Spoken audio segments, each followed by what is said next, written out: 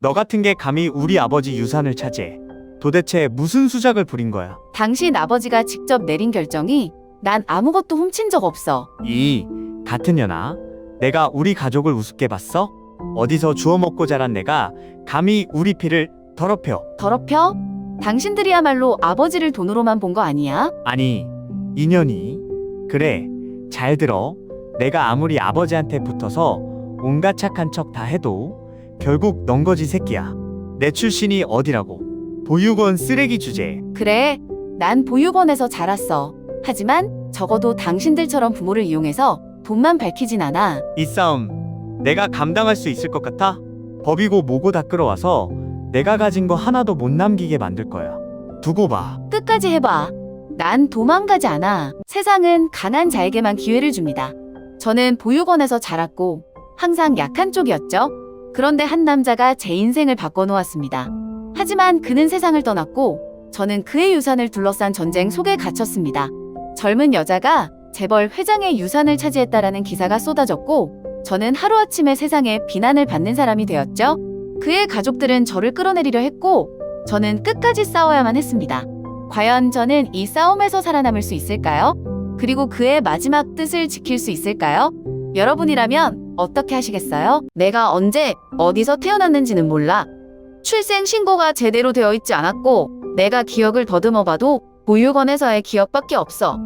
그냥 어느 날 눈을 떠보니 보육원에서 살고 있었던 거야. 서울 변두리에 있는 작은 보육원이었는데 시설이 정말 열악했어. 건물 외벽은 페인트가 벗겨지고 창문은 오래돼서 조금만 바람이 불어도 덜컹거렸어.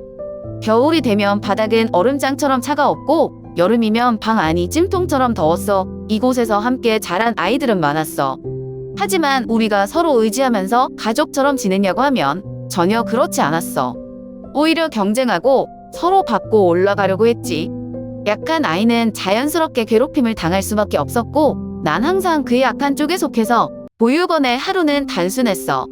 아침이 되면 단체로 일어나 세수를 하고 급하게 빵 한 조각이나 미역국 같은 걸 먹고 학교에 가야 했어. 학교에서 돌아오면 또 단체로 밥을 먹고 청소하고 숙제하는 척하다가 저녁이 되면 기숙사 같은 방에서 단체로 잤어. 방에는 여러 명이 함께 잤는데 공간이 너무 좁아서 서로 부딪히면서 자야 했어. 그리고 밤이 되면 애들끼리 싸우는 일도 많았어. 어떤 애는 이불을 뺏기기도 했고 어떤 애는 자기 자리를 지키려고 주먹 다짐을 하기도 했지. 나는 싸움을 잘하는 편이 아니었어. 몸도 왜소했고 성격도 소심한 편이었거든. 그래서 항상 당하는 입장이었어. 가끔은 애들끼리 장난치는 척하면서 내 책가방을 창문 밖으로 던져버리기도 했고 밥을 먹을 때 내 반찬을 슬쩍 가져가기도 했어. 그런 일이 반복되니까 그냥 참는 게 습관이 되었어. 보육원을 관리하는 선생님들은 대부분 피곤해 보였어. 우리를 챙겨주는 게 아니라 그냥 통제하는 느낌이었어. 잘못하면 혼나고 크게 문제를 일으키지 않는 한 신경도 안 써. 어떤 날은 선생님이 술 냄새를 풍기면서 들어와서는 큰 소리로 욕을 하기도 했어. 우리는 아무 말도 못하고 조용히 고개를 숙이고 있었지. 특히 내가 힘들었던 건 아플 때도 제대로 치료를 받을 수 없었다는 거야. 감기가 걸려도 그냥 참고 지나가야 했고 다쳐도 간단한 소독만 해주고 끝이었어. 가장 잊을 수 없는 사건은 내가 초등학교 저학년이었을 때야. 그날은 저녁 식사를 마친 후였어. 보육원에서는 돌아가면서 설거지를 해야 했는데 그날은 내 차례였어.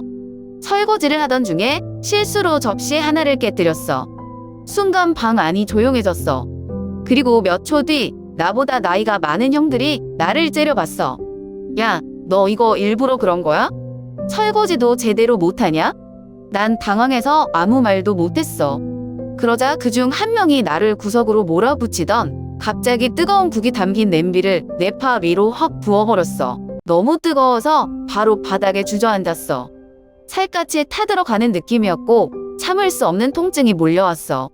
난 소리를 지르며 울었어. 그런데도 주변에 있던 애들은 그냥 보고만 있었어. 심지어 어떤 애들은 웃으면서 야, 괜찮아 라며 비웃었어. 그 순간 선생님이 들어왔어. 나는 살려달라는 눈빛으로 바라봤는데 선생님은 한숨을 쉬더니 이렇게 말했어. 조심 좀 하지 그러냐. 울지 말고 이거 갖다 써. 그리고는 낡은 수건 하나를 던져주고 가버렸어. 난 그 자리에서 울다가 지쳐서 그냥 바닥에 누워 있었어. 그날 이후로 내 왼팔에는 커다란 흉터가 남았어. 처음엔 빨갛게 부어오르더니 시간이 지나면서 딱지가 생기고 결국 커다란 자국이 남았지. 나는 그날 이후로 달라졌어. 이곳에서는 누구도 나를 보호해주지 않는다는 걸 깨달았거든. 예전에는 그냥 참고 넘어갔지만 이제는 나도 어떻게든 버티려고 했어. 더 이상 당하지 않기 위해 몸을 키우고 강한 척하는 법을 배웠어. 하지만 그래도 바뀌지 않는 게 있었어. 가끔 거울을 볼 때마다 내 팔에 남아있는 흉터를 보게 된 그럴 때마다 그날의 기억이 떠올라. 만약 내가 부모가 있는 집에서 자랐다며 이런 일은 없었을까?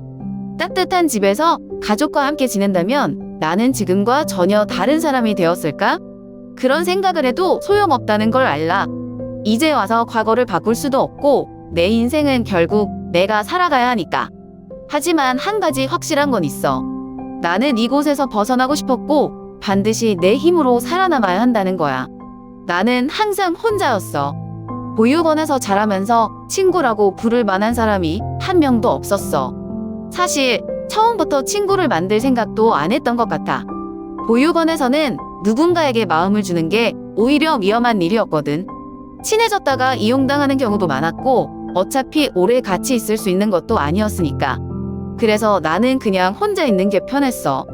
밥도 혼자 먹고 방에서도 구석에 조용히 앉아있고 놀 때도 혼자 돌멩이를 차면서 시간을 보냈어. 그런데 그런 내 앞에 준호라는 아이가 나타났어. 준호도 나처럼 보육원에서 자란 아이였어.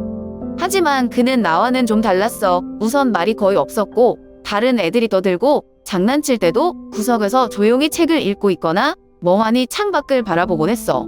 처음엔 나처럼 혼자 있는 걸 좋아하는 성격인가 싶었는데 시간이 지나면서 알게 된 건 그 애도 나처럼 어쩔 수 없이 혼자였다는 거였어. 하지만 우리는 서로에게 먼저 말을 걸지는 않았어. 그냥 같은 공간에서 따로 존재하는 느낌이었어.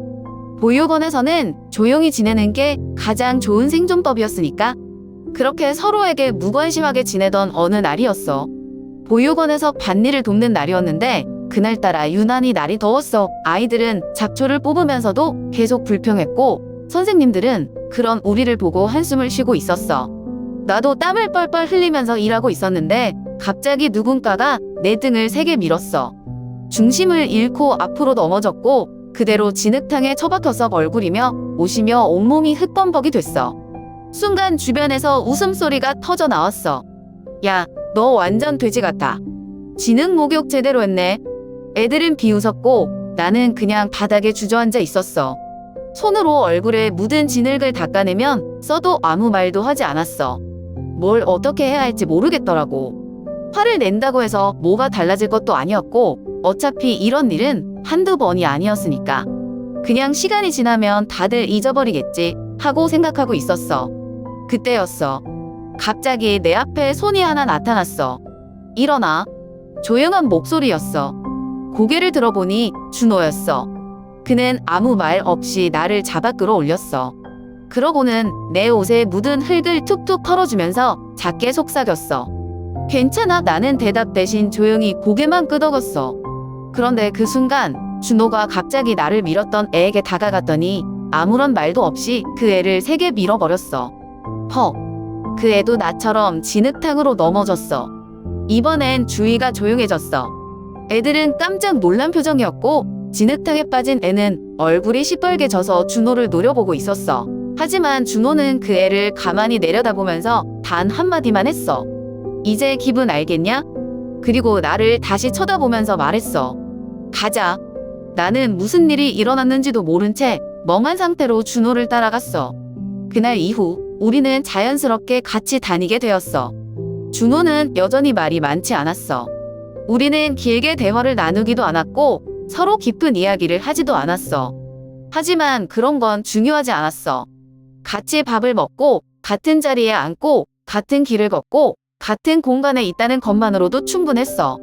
다른 애들이 우리를 이상하게 보기도 했어. 쟤네 왜 맨날 붙어 다니냐? 같은 말도 들었어. 하지만 신경 쓰지 않았어. 오히려 나는 처음으로 보육원에서 외롭지 않다고 느꼈어. 가끔 준호가 나에게 이런 말을 했어. 우리는 여기서 나가면 꼭 다시 만나자. 나는 웃으면서 장난스럽게 대답했어. 야, 우리 같은 애들이 나가서 어디서 만날 수 있겠냐? 하지만 속으로는 그 말이 사실이었으면 좋겠다고 생각했어. 나는 17살이 되던 해 보육원을 떠나기로 결심했어. 더 이상 그곳에서 버틸 수가 없었거든. 하루하루가 지옥 같았고 거기 있는 한 내 미래는 보이지 않을 것 같았어.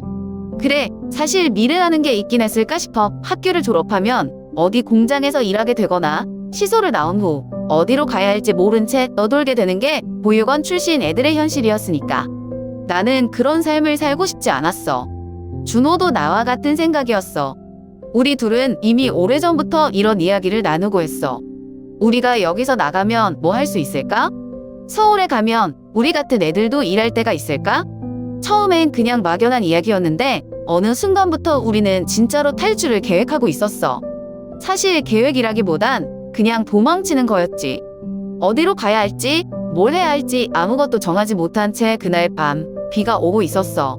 차라리 잘 됐다고 생각했어. 비가 오면 사람들이 덜 나다닐 거고 우리가 빠져나가는 걸 눈치채는 사람도 없을 테니까. 우리는 보육원의 뒷문을 몰래 빠져나와서 거리는 조용했고 가로등 불빛만 희미하게 비치고 있었어.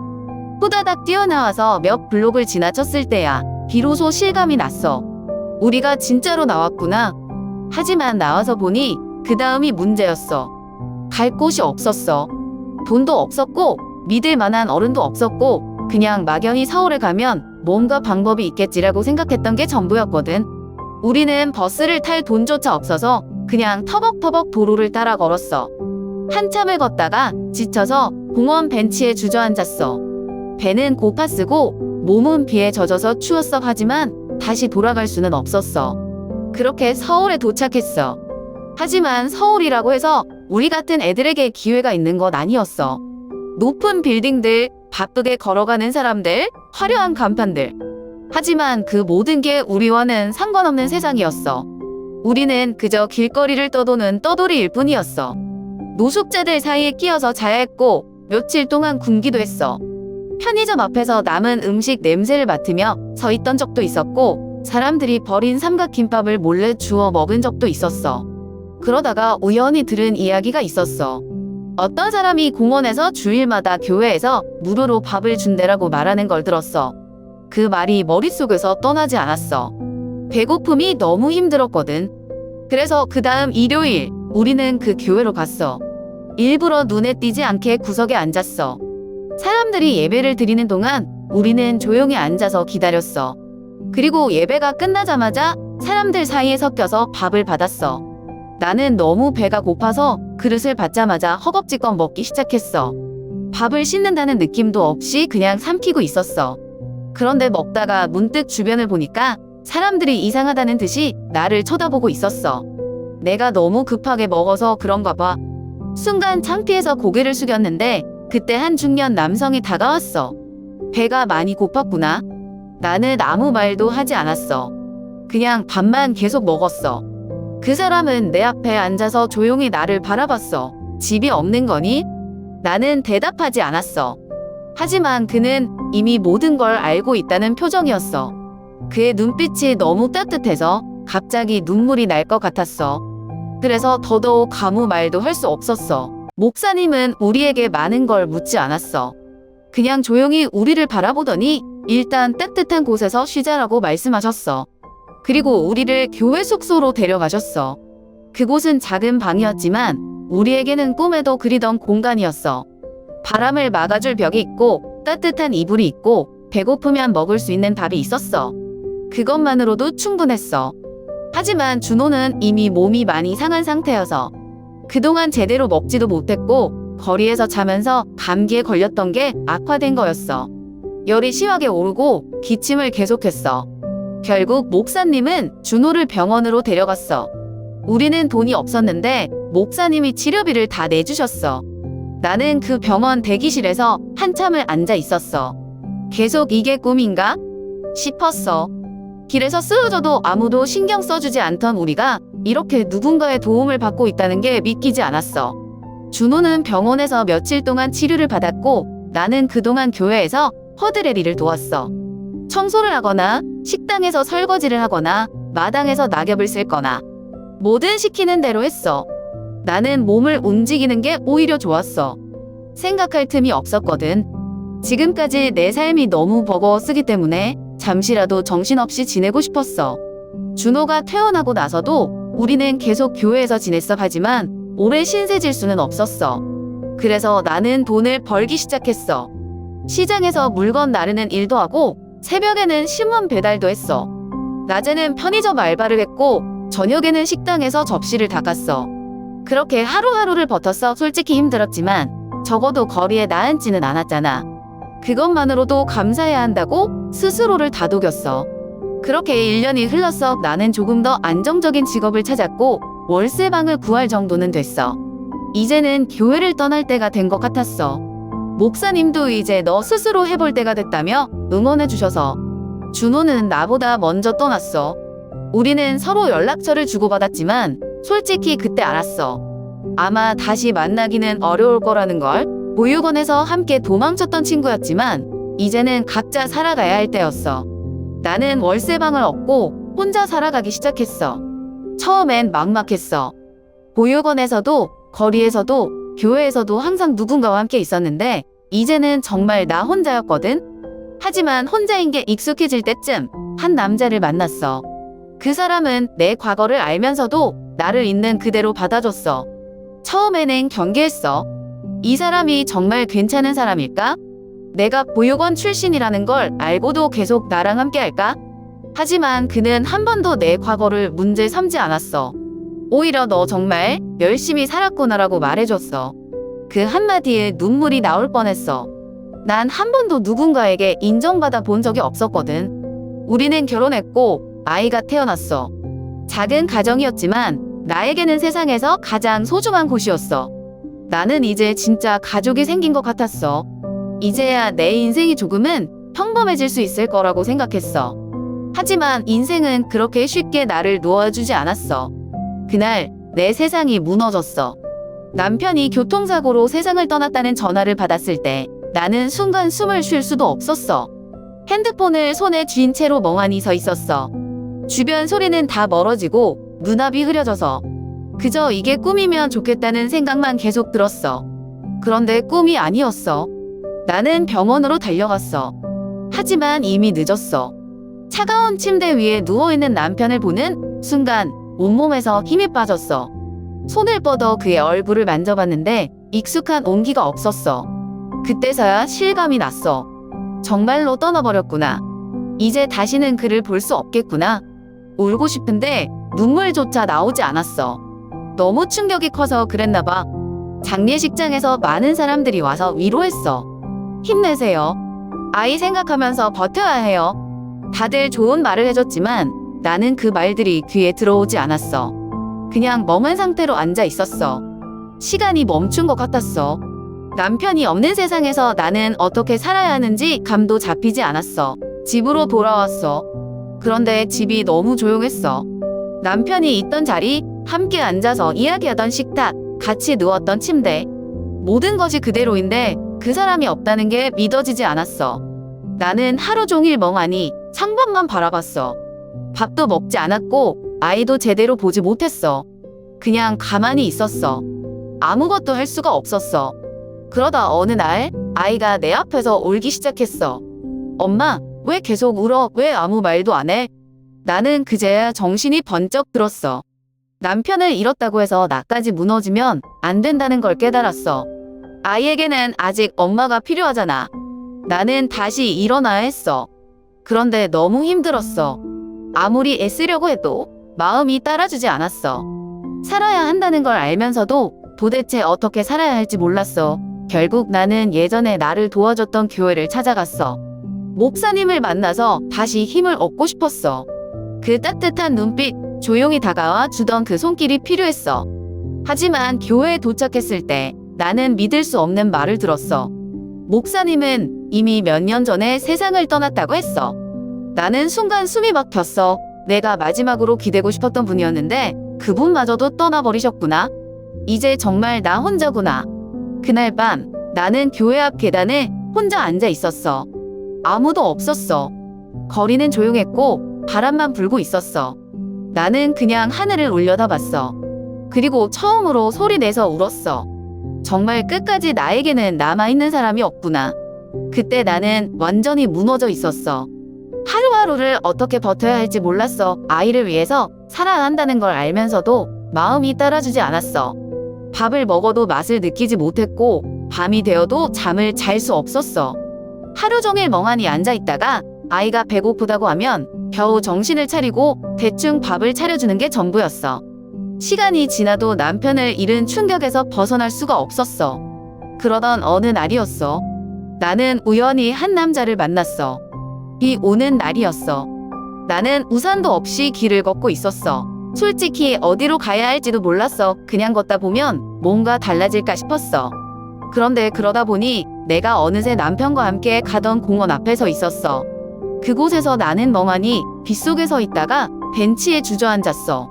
너무 지쳐서 아무 생각도 하기 싫었어. 그때 내 앞에 한 남자가 다가왔어.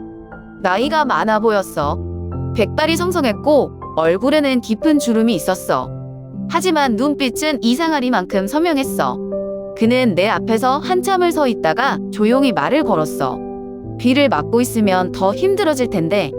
나는 아무 대답도 하지 않았어. 그냥 바닥만 바라보고 있었어. 그러자 그는 내 옆에 앉았어. 그러고는 잠시 침묵을 지키다가 다시 입을 열었어. 나는 몇 년 전 가족을 잃었어. 그제야 나는 그를 쳐다봤어. 그는 먼 곳을 바라보면서 천천히 이야기를 이어갔어. 아내와 아이를 사고로 떠나보냈지. 그날 이후로 나는 모든 걸 잃었어. 아무리 돈이 많아도 아무리 큰 집에 살아도 다 소용없더라. 그렇게 몇 년을 혼자 살았어. 그런데 살다 보니 깨닫게 되더라고. 나는 이대로 죽을 때까지 혼자겠구나. 아무도 남지 않았구나. 그 말이 이상하게 가슴에 와닿았어. 나는 그를 계속 바라봤어. 그는 다시 나를 쳐다보며 말했다. 나도 너처럼 누군가를 잃은 사람이야. 내 마음이 어떤지 알 것 같아. 그때 처음으로 눈물이 나왔어. 나는 아무 말도 못하고 그냥 울었어. 소리도 내지 않고 조용히 그는 내게 손수건을 건넸어. 그리고는 조용한 목소리로 말했다. 너도 나도 계속 이렇게 살아갈 순 없잖아. 여기서 멈출 순 없잖아. 나는 고개를 들었어. 그는 잠시 망설이던 조심스럽게 말을 이었어. 내 집은 너무 커. 그런데 이제는 거기 혼자 살고 싶지 않아. 너도 계속 이렇게 살아가고 싶지는 않을 거야. 그러니 그는 아주 천천히 하지만 단호하게 말했다. 같이 살자. 나는 혼자 늙어 죽고 싶지 않고 너도 이렇게 계속 무너져 있으면 안 되잖아. 그 말이 참 이상하게 들렸어. 하지만 거절할 이유도 없었어. 나는 이미 모든 걸 잃었고 어디로 가야 할지도 몰랐어. 선택지가 없었어. 그래서 나는 고개를 끄덕였어. 나는 결국 그 사람과 함께 살기로 했어. 처음엔 망설였지만 사실 선택지가 없었어. 어디로 가야 할지도 몰랐고 다시 거리로 나앉은 자신도 없었거든. 그는 서울 평창동에 있는 큰 집에 살고 있었어. 대문을 지나 안으로 들어가자 내가 살아온 세계와는 너무 다른 공간이 펼쳐졌어. 넓은 정원, 커다란 거실, 깔끔하게 정리된 서재, 이렇게 크고 화려한 집을 보면서도 이상하게 따뜻한 느낌은 들지 않았어. 오히려 너무 조용해서 쓸쓸해 보였어. 그 집에는 나 말고도 다른 사람들이 있었어. 오랫동안 일해온 관리인 한 명과 운전기사, 그리고 가사 도우미가 있었어. 하지만 다들 말수가 적었고 필요한 말만 하고 각자 할 일을 할 뿐이었어. 그저 하루하루를 살아가는데 집중하는 사람들 같았어. 그리고 무엇보다 이 집에서 가장 외로운 사람은 그 주인인 회장님 본인이었어. 처음에는 나도 이곳에 적응하기 어려웠어. 나는 그냥 회장님의 일상을 챙기는 역할을 했어. 약을 챙겨드리고 함께 식사를 하고 말동무가 되어주는 정도였어. 하지만 시간이 지나면서 우리는 조금씩 가까워졌어. 그는 가끔씩 자신의 과거 이야기를 들려주었고 나도 내 이야기를 조심스럽게 꺼냈어. 우리는 서로의 상처를 이해할 수 있었어. 어느새 이 집은 단순히 머무는 공간이 아니라 정말로 집처럼 느껴지기 시작했어. 그런데 문제는 회장님의 자녀들이었어. 그들은 처음부터 나를 좋게 보지 않았어. 나를 이상한 눈빛으로 바라봤고 마치 내가 뭔가 꿍꿍이를 가지고 이 집에 들어온 것처럼 생각했어. 이 여자 도대체 누구야? 왜 아버지랑 같이 살고 있는 거야? 이런 말들이 내 등 뒤에서 오겠어. 처음엔 신경 쓰지 않으려고 했어. 어차피 나는 이 집에서 뭔가를 바라거나 원한 게 아니었으니까. 하지만 시간이 갈수록 그들의 경계심은 더 커졌고 나를 대하는 태도도 점점 날카로워졌어. 그러다 회장님이 세상을 떠났어. 예상했지만 그래도 갑작스러워서. 나는 그를 가족처럼 생각했기 때문에 마음이 너무 아팠어. 마지막 순간까지도 그는 외로움을 안고 떠난 것 같았어. 장례식이 끝나고 며칠 후에 변호사 사무실에서 모든 가족들이 모였어. 유산 상속을 위한 자리였지? 나는 그저 조용히 구석에 앉아 있었어. 어차피 나와는 관계없는 이야기라고 생각했으니까. 변호사가 유언장을 읽기 시작했어. 자녀들에게는 예상대로 엄청난 자산과 건물들이 주어졌어. 다들 아무렇지 않게 받아들이는 분위기였어. 그런데 마지막 부분에서 모든 사람이 놀랄 만한 내용이 나왔어. 평창동의 집과 강남에 있는 건물을 김민희에게 남긴다. 순간 방 안이 얼어붙었어. 회장님의 자녀들은 믿을 수 없다는 표정으로 나를 쳐다봤어. 나도 당황했어. 나는 아무것도 기대하지 않았는데 왜 나에게 이런 걸 남기신 걸까? 그리고 이제 나는 어떻게 해야 할까? 변호사가 유언장을 다 읽고 나자 방 안은 몇 초간 정적이 휩싸여서 아무도 말을 하지 않았어. 마치 모두가 방금 들은 말을 이해하려고 머릿속에서 정리하는 것 같았어.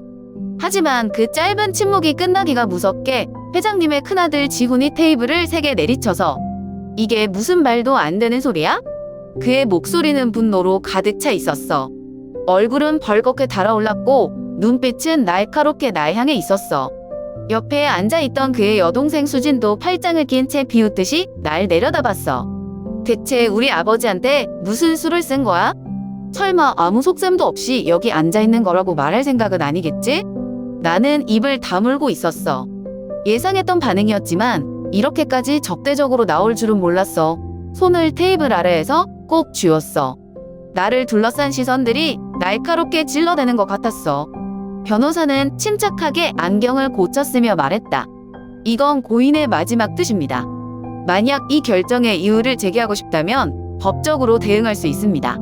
하지만 미리 말씀드리자면 유언장은 철저한 법적 절차를 거쳐 작성되었으며 법적으로도 전혀 문제가 없습니다. 변호사의 단호한 말에도 불구하고 지훈은 여전히 화를 사귀지 못한 채 나를 노려봤어. 당신이 우리 아버지한테 무슨 짓을 했는지 몰라도 우리가 이대로 넘어갈 거라고 생각하지 마. 그 말에 수진도 거들었어. 맞아. 우리 가족도 못 받은 걸 당신이 받았다는 게 말이 돼? 이건 분명 뭔가 이상해. 그들의 반응을 보면서 나는 이게 단순히 돈 때문만은 아니라는 걸 깨달았어. 물론 유산이 크긴 했지만 그들에게 더 큰 문제는 아버지가 남긴 마지막 선택이었을 거야. 그 선택이 자기들이 아니라 나였다는 게 받아들이기 어려우겠지. 나는 숨을 깊이 들이마시고 조용히 말했다. 저도 놀랐어요. 하지만 저는 회장님께 아무것도 요구한 적이 없어요. 그러자 수진이 비웃으며 말했다. 그래? 그럼 지금이라도 포기하면 되겠네. 나는 잠시 그녀를 바라봤어. 솔직히 말하면 나도 이 상황이 부담스러워서 나는 처음부터 이 집에 기대할 것도 없었고 유산을 받을 거라고 상상조차 해본 적 없었어. 하지만 회장님이 남긴 이 마지막 뜻을 그렇게 쉽게 저버릴 수도 없었어. 그는 분명 어떤 이유가 있어서 이런 결정을 했을 거야. 회장님이 왜 이런 결정을 하셨는지는 저도 몰라요. 하지만 그분이 제게 해주신 걸 생각하면 이렇게 쉽게 아니요라고 말할 수도 없어요. 내가 그렇게 말하자 지훈은 코웃음을 치면서 말했다. 그럼 좋다. 법정에서 보자고. 나는 그 순간 깨달았어. 이건 이제 단순한 유산 문제가 아니라 회장님의 마지막 선택을 지키는 싸움이 될 거라는 걸. 유언장이 공개된 후 나는 마치 폭풍 한가운데에 서 있는 기분이었어. 변호사가 마지막 문장을 읽었을 때부터 이 집안의 분위기가 완전히 달라졌다는 걸 느낄 수 있었어. 회장님의 자녀들은 나를 적대적으로 바라보았고 모든 대화는 날 향한 의심과 분노로 가득 차 있었어. 하지만 예상했던 반응이 없어. 나는 이미 처음부터 이들이 나를 좋게 볼 리 없다는 걸 알고 있었으니까. 변호사가 자리를 떠나고 사람들이 하나둘씩 빠져나가기 시작했어. 그런데 지훈이 내 앞으로 성큼성큼 다가왔어. 키가 크고 체격이 좋은 사람이었는데 그가 가까이 오자 위압감이 느껴졌어. 그는 나를 내려다보며 낮은 목소리로 말했어. 너 도대체 내 정체가 뭐야? 나는 고개를 들고 그를 바라봤어. 그의 눈빛에는 분노와 경멸이 섞여 있었어. 내가 감히 이 집의 유산을 받을 자격이 있다고 생각해? 나는 심호흡을 했어. 이 상황에서 감정을 드러내는 건 좋지 않다는 걸 알고 있었어. 그래서 최대한 차분하게 대답했어. 나는 회장님께 아무것도 요구한 적이 없어요. 이건 그분이 직접 결정하신 일이에요. 그 순간 뒤에서 수진의 비웃는 소리가 들렸어. 그녀는 팔짱을 끼고 나를 노려보며 혀를 찼어. 아무것도 요구한 적이 없다? 참, 순진한 척은 젊은 여자가 외로운 노인과 함께 살면서 아무런 의도가 없었다고? 그녀의 말투에는 명백한 비아냥거림이 담겨 있었어. 나는 순간 숨이 막혀서 예상했던 반응이긴 했지만 이렇게 노골적으로 몰아세울 줄은 몰랐어. 하지만 피하고 싶지는 않았어. 나는 그녀의 시선을 정면으로 받아주며 단호하게 말했다. 회장님은 저를 도와주셨고 저는 그분을 진심으로 돌봐드렸어요. 그게 전부예요. 지훈은 코웃음을 쳤어. 전부라고? 그는 한 발짝 더 다가와 내 어깨를 내려다보며 낮은 목소리로 말했다. 내가 정말 그렇게 말할 수 있을까? 내가 이 집에서 받은 게 뭔지 생각해봐. 돈, 집, 안전한 생활. 그런데도 내가 아무것도 바라지 않았다고? 나는 흔들리지 않으려 했었어. 하지만 솔직히 말하면 그들의 반응이 두려웠어. 이 사람들은 단순히 유산을 빼앗기고 싶지 않은 게 아니었어. 그들은 내가 이 집에 들어와 아버지가 자신들보다 나를 더 신뢰했다는 사실을 받아들일 수 없는 거야. 그때 지훈이 한 마디를 던졌어. 지금이라도 포기해. 그래야 다치지 않아. 그 말이 단순한 충고가 아니라 경고라는 걸 알 수 있었어. 그의 눈빛에는 분명한 위협이 담겨 있었어. 나는 잠시 침묵했어. 그리고 아주 천천히 하지만 단호하게 대답했어. 회장님이 내리신 결정이에요. 그걸 부정하는 건 나뿐만 아니라 그분을 부정하는 거겠죠? 지훈은 날카롭게 눈을 가늘게 뜨더니 비웃으며 말했다. 좋아, 어디 한번 버텨보라고. 그는 수진과 함께 돌아서서 나갔어. 하지만 그날 이후 나는 이 싸움이 단순히 말로 끝날 문제가 아니라는 걸 깨달았어. 이제부터가 진짜 시작이었어. 나는 회장님의 유산을 받기로 결정한 순간부터 이 싸움이 쉽지 않을 거란 걸 알고 있었어. 하지만 이렇게까지 더럽고 비열한 방식으로 나올 줄은 몰랐어. 다음 날 아침 핸드폰을 확인하던 중 익숙한 이름이 눈에 띄었어. 강 회장의 재산을 상속받은 의문의 여성. 그녀의 정체는 순간 가슴이 철렁했어. 나는 급하게 기사를 눌렀고 화면을 스크롤할수록 손끝이 차갑게 얼어붙는 기분이었어. 젊은 여성이 거액의 유산을 차지한 이유는 둘 사이의 관계에 대한 의혹 증폭. 강 회장의 가족들은 분노, 이해할 수 없는 결정이라며 법적 대응 시사 재산을 노린 철저한 계획. 그녀의 과거를 추적해본다.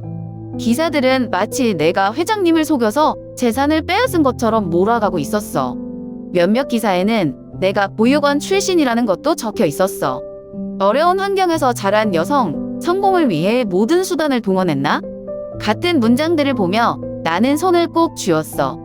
하지만 기사보다 더 나를 힘들게 한 건 댓글들이었어. 요즘 저런 식으로 돈 버는 여자들 많잖아. 진짜 더럽다.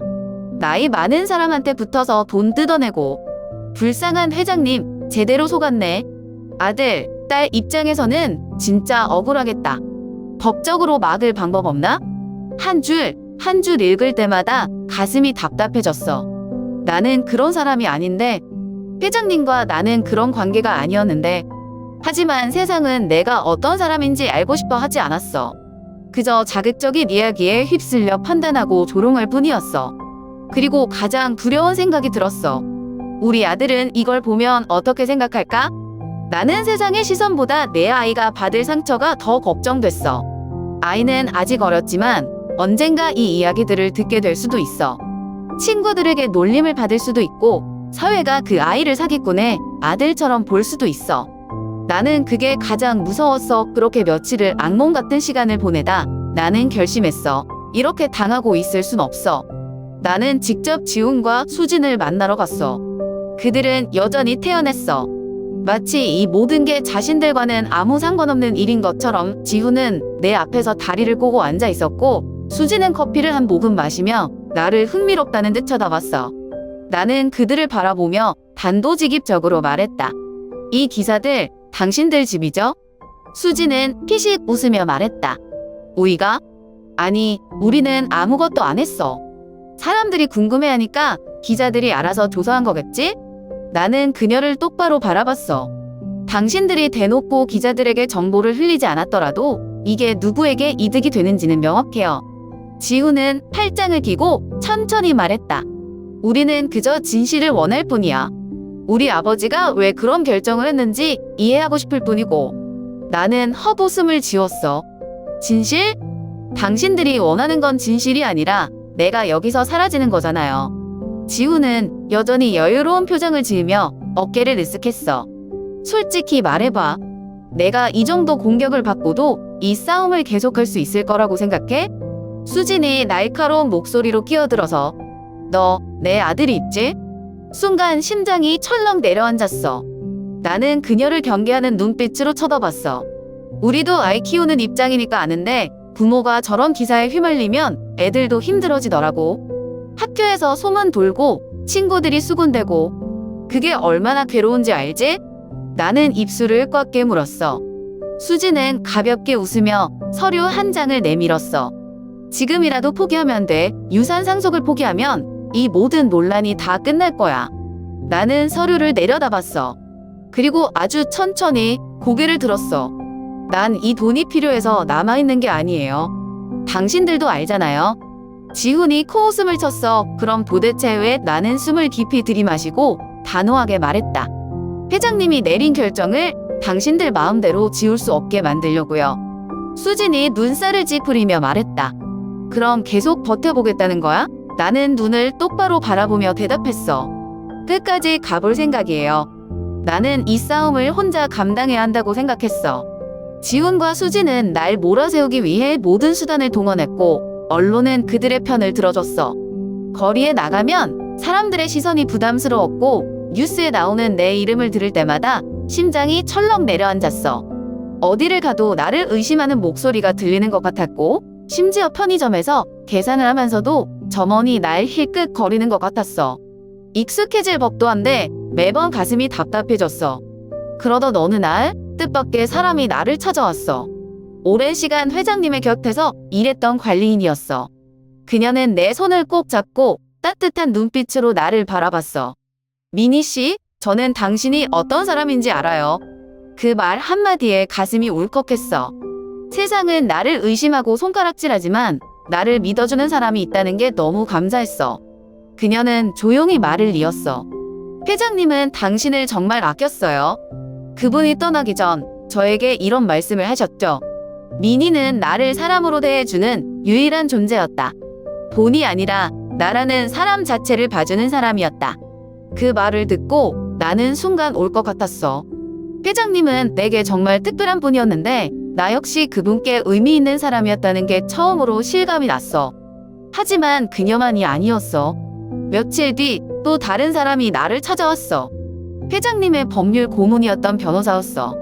그는 나를 조용한 카페로 불러내더니 의미심장한 표정으로 서류 한 장을 내밀었어. 이건 지훈과 수진이 회장님을 압박했던 증거입니다. 나는 놀라서 그를 바라봤어. 무슨 뜻인가요? 그는 서류를 손가락으로 톡톡 두드리며 말했다. 그들은 회장님께 여러 차례 유언장을 변경하라고 요구했습니다. 하지만 회장님은 끝까지 거절하셨죠. 그리고 그들이 압박을 멈추지 않자 오히려 그들에게 실망감을 느끼고 더욱 확고한 결정을 내리신 겁니다. 나는 입술을 깨물었어. 그럼 결국 그들이 유산을 못 받은 건 그들 스스로가 만든 결과라는 거네요. 변호사는 고개를 끄덕였어. 이걸 법정에서 사용하면 충분히 반격할 수 있습니다. 이 싸움 피하지 마세요. 나는 서류를 내려다보며 천천히 결심했어. 이제까지는 그저 버티는 게 전부였어. 하지만 이제는 내가 나설 차례였어. 나는 기자회견을 열기로 했어. 지훈과 수지는 나를 몰아세우기 위해 언론을 이용했지만 나도 이제 더는 침묵하지 않기로 했어. 기자회견장에는 많은 사람이 몰려들었어. 수많은 카메라가 내 얼굴을 향해 있었고 기자들은 손에 녹음기를 들고 내 말을 기다리고 있었어. 나는 마이크 앞에 서서 천천히 입을 열었어. 저는 회장님의 유산을 두고 싸울 생각이 없습니다. 하지만 제 명예를 짓밟는 일은 용납하지 않겠습니다. 장내가 조용해졌어. 나는 말을 이었어. 회장님께서는 저를 도와주셨고 저는 마지막까지 그분을 돌봤습니다. 저는 돈이 필요해서 이 집에 들어온 게 아닙니다. 회장님께서 남긴 재산을 가지고 제가 하고 싶은 일이 있습니다. 한 기자가 손을 들었어. 그게 무엇입니까? 나는 숨을 깊이 들이마신 후 단호한 목소리로 말했다. 저는 이 재산을 이용해 보육원 출신 아이들을 위한 센터를 만들 겁니다. 저처럼 어릴 적에 아무런 도움 없이 살아야 했던 아이들에게 기회를 주고 싶어요. 순간 기자회견장이 술렁였어. 기자들은 예상하지 못했다는 듯 웅성거리기 시작했어. 이건 지훈과 수진도 예상하지 못했을 거야. 그들은 내가 단순히 돈을 지키려고 싸우고 있다고 생각했겠지만 내 목적은 애초부터 달랐어. 나는 회장님의 결정을 존중하고 그 뜻을 이어가고 싶었어. 나는 마이크를 꼭 잡으며 마지막으로 말했다. 이 돈이 저에게 주어진 이유는 단순히 누군가의 유산이 아니라 미래를 바꿀 기회이기 때문입니다. 저는 그 기회를 포기하지 않을 겁니다. 카메라 플래시가 연달아 터졌어. 그리고 나는 확인했어. 이제는 내가 주도권을 쥐었다는 걸. 기자회견이 끝난 직후 나는 예상대로 지훈과 수진을 다시 마주해야 했어. 그들은 가만히 있을 사람들이 아니었거든. 그리고 역시나 그날 밤 호텔 라운지에서 만나자는 연락이 왔어. 나는 일부러 늦게 도착했어. 그들이 초조해하는 모습을 보고 싶었으니까. 하지만 내가 도착했을 때 지훈과 수진은 여전히 여유로운 표정을 짓고 있었어. 수진은 와인 잔을 들고 나를 보더니 피식 웃었어. 미니 씨, 기자회견 잘 봤어요. 감동적이더라. 보육원 출신 아이들을 돕겠다니. 참, 사람들의 동정심을 끌어내는 데는 성공했네요. 나는 그녀를 빤히 바라봤어. 그들의 패턴은 이제 익숙해서 조롱하고 몰아붙이고 흔들리게 만들려는 수법. 하지만 나는 흔들리지 않았어. 지훈이 팔짱을 끼고 나를 쳐다보며 말했다. 기자회견 한 번 했다고 끝난 줄 알아? 세상이 그렇게 만만하지 않아. 내가 정말 그 재산을 지킬 수 있을 것 같아. 나는 그를 향해 천천히 고개를 돌렸어. 이제 와서 뭘 더 할 수 있죠? 지훈은 잠시 침묵하던 조용히 웃었어. 그리고 낮은 목소리로 말했다. 법이란 건 말이야. 돈과 권력을 가진 사람이 유리한 쪽으로 움직이게 돼 있어. 나는 그 말이 무슨 뜻인지 알 것 같았어. 그들은 단순히 소송을 걸고 끝낼 생각이 아니라 법과 언론을 이용해서 나를 완전히 고립시키려 하고 있었어. 수진이 나를 향해 몸을 기울이며 말했다. 지금이라도 포기하면 편할 텐데 내가 이겨봤자 결국 이 사회가 너를 인정해 줄 거라고 생각해? 나는 그들의 시선을 정면으로 받아줬어. 그리고 단호하게 대답했어. 나는 누구를 이기기 위해서 이러는 게 아니에요. 나는 회장님의 뜻을 지키고 있을 뿐이에요. 당신들이 정말 아버지를 사랑했다면 이제 그분을 편히 보내드려야 하는 거 아니에요? 수진이 순간 표정을 굳혔어. 그녀의 손이 떨리는 게 보였어. 하지만 끝까지 강한 척하며 고개를 돌렸어. 지훈은 아무 말 없이 나를 한참 바라보다가 한숨을 쉬며 자리에서 일어났어. 좋아, 끝까지 해보라고. 내가 얼마나 버틸 수 있는지 보자. 그리고는 천천히 돌아서서 걸어 나갔어. 수진도 따라 나갔어. 나는 그들이 떠나는 모습을 가만히 바라봤어. 그리고 그 순간 깨달았어. 이 싸움에서 나는 더 이상 혼자가 아니라는 걸. 나는 싸워야 할 이유를 다시 한번 떠올렸어. 회장님이 남긴 뜻을 지키기 위해서, 그리고 나처럼 보육원에서 힘겹게 자란 아이들에게 희망을 주기 위해서. 나는 이제 도망치지 않을 거야. 그날 이후 나는 본격적으로 보육원 아이들을 위한 센터를 설립하는 작업을 시작했어. 회장님이 남긴 재산은 그 목적을 이루기 위해 사용될 거야. 센터에는 교육 프로그램과 심리 상담 시스템을 도입했고, 보육원 출신 청소년들이 사회에 적응할 수 있도록 돕는 프로그램도 만들었어. 그리고 처음으로 센터의 문을 열던 날, 나는 문 앞에서 한참을 서 있었어. 문을 열고 들어오는 아이들의 얼굴을 보면서 나는 내가 드디어 내 길을 찾았다는 걸 실감했어. 나는 더 이상 과거의 나가 아니었어. 나는 이제 누군가에게 손을 내밀 수 있는 사람이 되었어. 하지만 지훈과 수진이 정말 이대로 물러날까? 나는 아직도 그들이 조용히 사라질 사람들이 아닐 거라는 걸 알고 있어. 이 싸움은 끝난 걸까? 아니면 이제 시작인 걸까? 만약 당신이 나였다면 다음엔 어떻게 했을까?